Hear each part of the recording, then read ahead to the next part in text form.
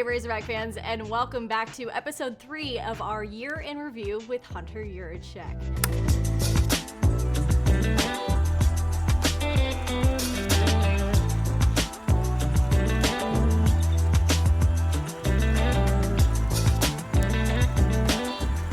Hunter is joining me right now, and we had so much fun in our past 2 episodes. There's still so many things to talk about, though, and of course, track and field is one of them. Absolutely. They are so incredibly talented, the athletes on this track and field team, and they just continue to pump out title after title after title. And record after record after record. Exactly. It's amazing.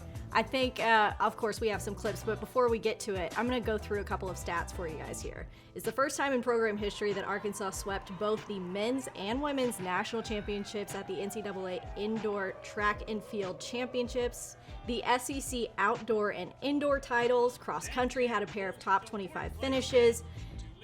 Again, just incredible performances all around over there. What's your overall impression of how those teams did this year? It's amazing. We compete in the Southeastern Conference, which is the top athletic conference in the country.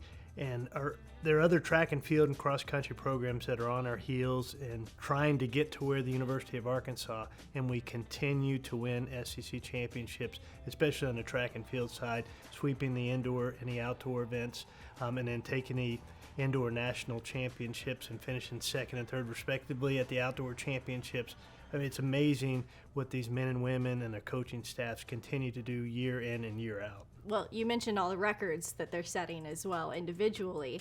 Jaden Hibbert is just an incredible athlete, and he's so young too. 18 years old. Wild. From Kingston, Jamaica. He came by to our all-staff meeting, did an interview in front of 200 of our staff members about coming from Jamaica and why he chose Arkansas, and he's kind of a chef on the side. He is. Just a really neat young man for sure, and quite an athlete. Quite an athlete. Let's take a quick look at his record-breaking triple jump at the SEC Outdoors.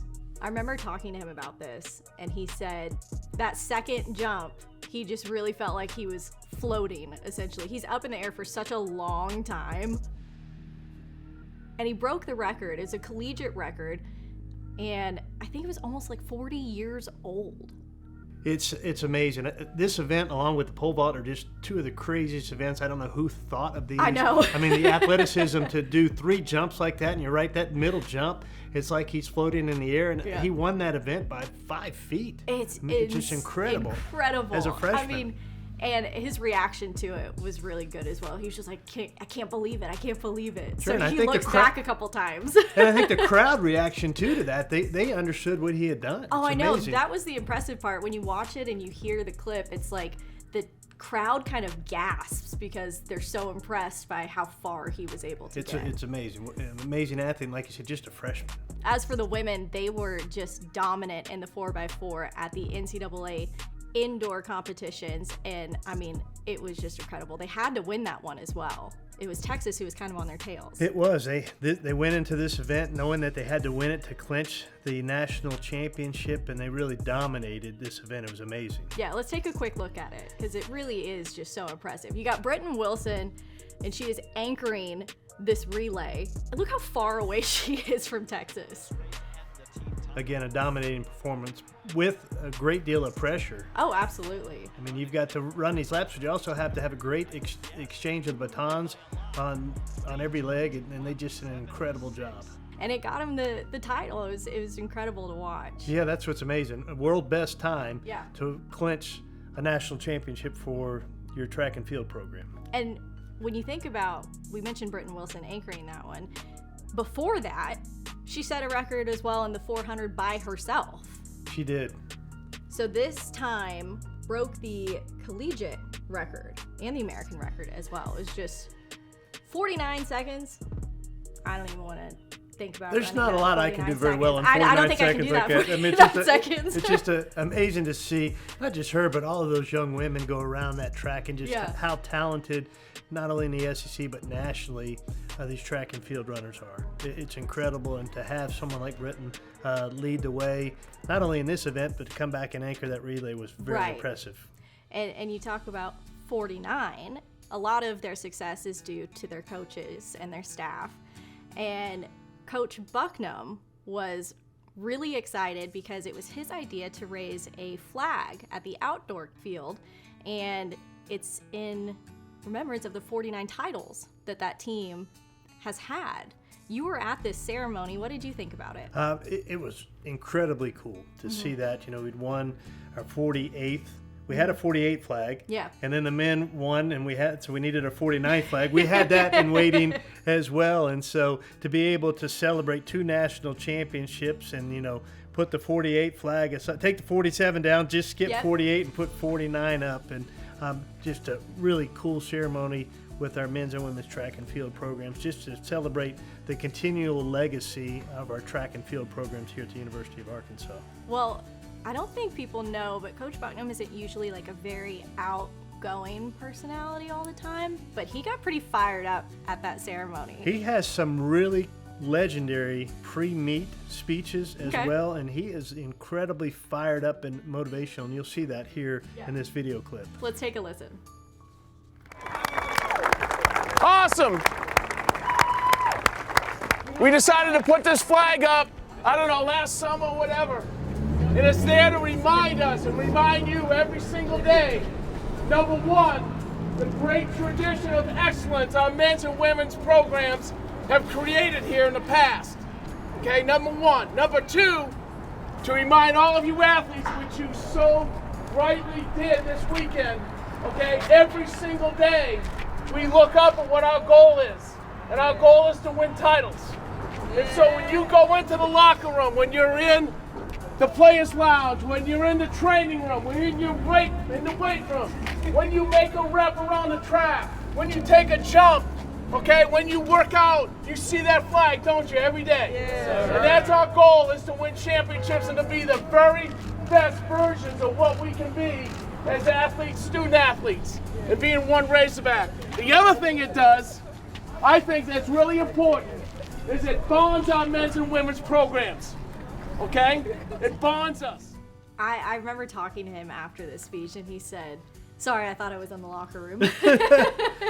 He gives some great pre-meet speeches in the locker room heading into a cross-country, indoor, outdoor meet, and he's fiery, he has some passion, and he's very proud to lead our men's track and field program here. I mean, he's following a legend, right? You know, that really kind of set the standard for our track and field program, and John McDonald, and he's done a great job carrying on that legacy, as Coach Harter has done on the women's side.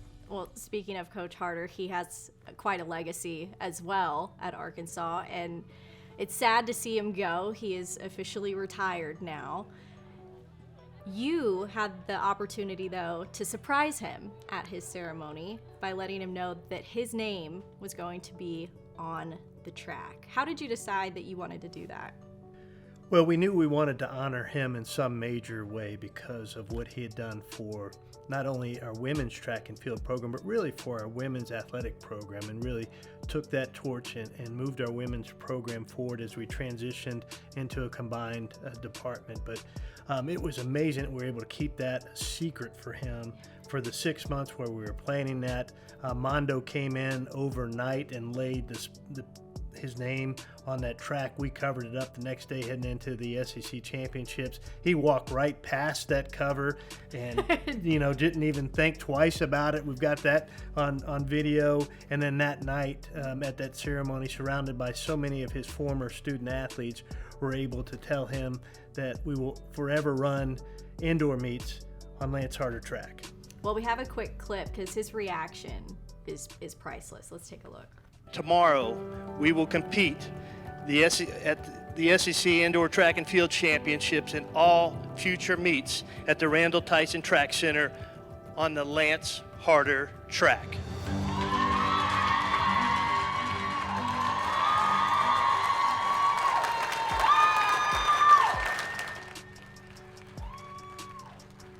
It's hard to tell. I can't tell if he's tearing up, but the standing ovation, and you can just kind of see the emotion in him that he's feeling right there. What was his reaction to you when you guys talked? Exactly what we wanted it to be. We wanted it to be something really special for him, surrounded by his family, close friends, coaches from the SEC that he'd competed against and his former student athletes. And we wanted that to be a really special night that we celebrated Coach Lance Harter, and I think it turned out exactly the way we wanted it to. And I think it was really special for him. Absolutely. Did he come up to you afterwards and say thank you, or he was he did. surprised? He was definitely surprised. Yeah. And that's what the cool thing was, that there's probably 5 or 6 of us that really knew that was happening, and that secret had not gotten out, and we were able to surprise him and get that type of reaction from him that was just very natural.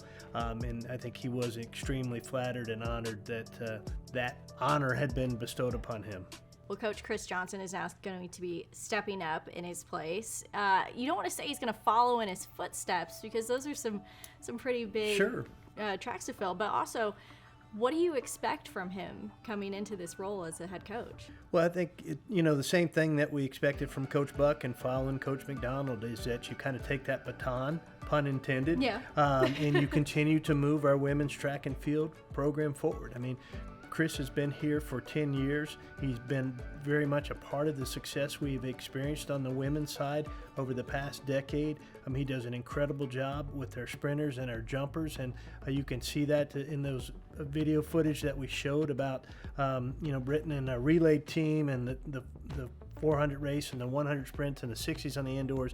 And so it's now his time to shine as our head coach. And I think we wouldn't have given him that opportunity if we didn't think he was the right person to lead our women's track and field program through this next decade and beyond.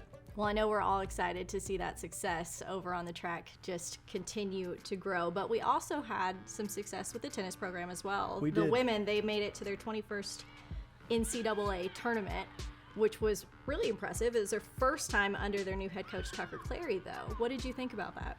Tucker took over towards the end of the season when Christina resigned and to take care of some personal matters, and our girls were just amazing throughout the course of the season. There's some adversity you have to overcome, and losing your head coach and having the assistant coach step in, and Tucker did an incredible job leading us. I think we won 4 straight SEC matches to make sure that we were going to get into the NCAA tournament, and then we're very competitive in a hard-fought match in the SEC tournament that we lost. I think it was 12:30 in the morning. We were still out there watching the last match on that court, and then we went over to Oklahoma and competed very strongly in the NCAA tournament. And the great news is we have every single one of our young women coming back. We'll have 5 seniors and then the freshmen of the year in the SEC this year on that team. And so as we look forward to the 2024 season, we expect big things from our women's tennis program under Tucker's leadership. Well, as for the men, they had a great start to the season. They did, yeah.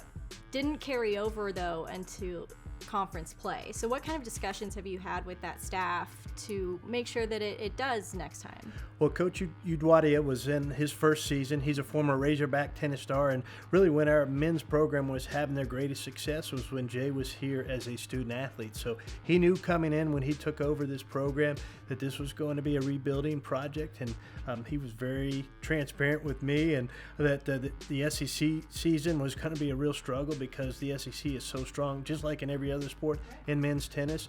And he's been out on the recruiting trail in this off season, and he's putting together a really good team, and he's building our program up. And he's got the tradition because as a former player, he's very proud of that tradition that him and his teammates created back in the 80s and 90s. And so I think he's looking to bring that back and have full confidence that he'll do so. Well, swimming and diving is what we're going to get into next. They finished in the top 30 at NCAA championships for the 5th straight year, and the divers ended the season. They had 2 top 25 finishes as well. What do you see happening with that program and how it's growing?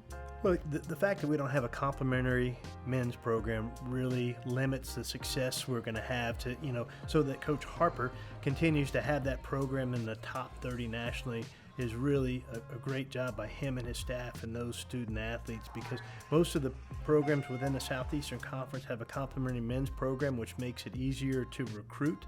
And so the expectations that we have for that program, he's done a great job moving that program forward, keeping them in the top 30 nationally year in and year out. And that's a testament to him and his staff and those student athletes. I'm always impressed watching the divers, by the way. Have you ever stood on top of the high dive? Tara, I have stood up there, and I will promise you, it's a lot higher when you get up there than it looks from the ground. It's high enough. It feels you know. so high. Oh, I've done gosh. it before. Have you done it? I haven't jumped. You haven't I've jumped? stood Yeah. up there before. No, I haven't jumped either, and I didn't go very close to the edge either because, once you climb up there, Right. you're looking at it from the ground, you say, that's pretty high. But when you get up there, it's really high. It feels way higher than it should be. I'm curious, do you ever get any letters from fans? I bet you do.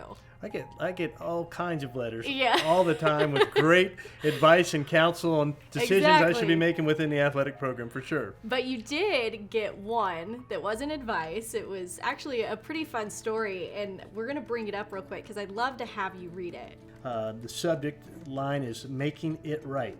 1974 Arkansas Razorbacks versus the USC Trojans. Anthony Davis meets Dennis Dirt Winston, sellout, of course. And then I scratched out his name, but no name to be disclosed right now. Had just went to work for Colonial Bread as a route salesman. I'm moaning and groaning about I can't get to the game. A fellow breadman says Bobby faked a hot dog bun delivery and got into the Arkansas versus Texas game in 1971. I talked my little brother into putting on one of the uniforms and let's go for it. We fold up those empty bread boxes on Markham. Arkansas fans doubled over it in laughter. It worked. Everyone who had a ticket showed up, and I stood in the aisle at the top row of War Memorial Stadium. I told this 100 times right after the game. Everyone thought it was hilarious except for about 10 years later, I'm mowing the grass out of nowhere. Jesus says, what if I was the guy that swung the gate open for you? You have not had to worry about me sneaking into a game for 40 years. Saturday, January the 28th of 2023, my best friend texts me, show your dad's Hall of Fame speech to our men's Bible breakfast. Then out of nowhere adds, tell him about how you got into the watch the Arkansas USC game. When I read it, the Holy Spirit said, make it right. Here it is at 2023 prices. Oh, man. And so there was a check enclosed. It was a very generous check. We put that into the Razorback Foundation. So it paid for those tickets with interest, for sure. Wow, I didn't know about that. Okay. This is so nice, by the way, as well. It's really interesting to have someone try and make up for it from 1974. It is. And so not a Razorback Foundation member. We looked in their system, not a season ticket holder, but just someone that knew they had snuck into a game in 1970. Unbelievably creative, right? It is right? actually very creative. To dress up as a bread, you're delivering some bread to the stadium. I'm guessing that somewhere along the way, somebody will do something like this here. Maybe we shouldn't give people ideas on how to sneak into the stadium. For sure. But love the letter. Hope you get, maybe not some more admitting stuff like this, but you get nice letters from fans as well. Oh, for sure. Tara, have you ever stuck into a stadium? Never. Of course not. Impersonate a member of the media or anything like that? Just get a media pass. It works pretty well. But that is going to wrap it up for our episode 3 of our year in review. We've still got baseball, softball to talk about as well. We're going to give a teaser away, though, real quick. What was your impression of the baseball season?